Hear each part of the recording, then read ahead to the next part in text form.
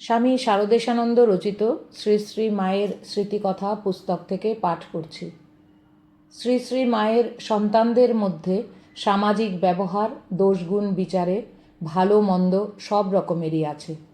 ভালোদের তো সকলেই ভালোবাসে, আদর করে। তাহাদের প্রশংসা শুনিয়া তো মাও প্রফুল্ল হন।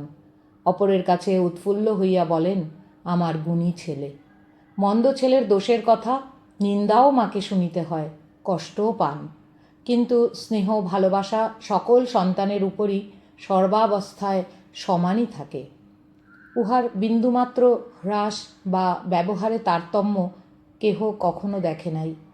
এই প্রসঙ্গে মনে পড়ে নবাসন নিবাসী জনৈক সন্তানের প্রতি মায়ের অপার স্নেহের কথা। মায়ের কৃপাপ্রাপ্ত যুবকটি ভদ্র বংশজাত, শিক্ষিত, গুণবান। দূরদৃষ্টবশত তাহার পদস্খলন হইল। মায়ের উপর শ্রদ্ধাভক্তি ঠিকই আছে, পূর্বের মতো আসে যায়। অপর ভক্তেরা কিন্তু ইহা সহ্য করিতে পারেন না। তাহারা একদিন মাকে ধরিলেন, ভ্রষ্টচরিত্র যুবককে যেন তিনি প্রশ্রয় না দেন, তাহার কাছে আসিতে নিষেধ করিয়া দেন। মা ছেলের জন্য খুব দুঃখ প্রকাশ করিলেন, সত্য, কিন্তু ভক্তগণকে বলিলেন, আমি নিষেধ করিতে পারি না। মা হয়ে ছেলেকে এসো না বলা আমার মুখ দিয়ে বেরুবে না। সন্তানের আসা যাওয়া বন্ধ হইল না, মায়ের স্নেহাদরও কমিল না।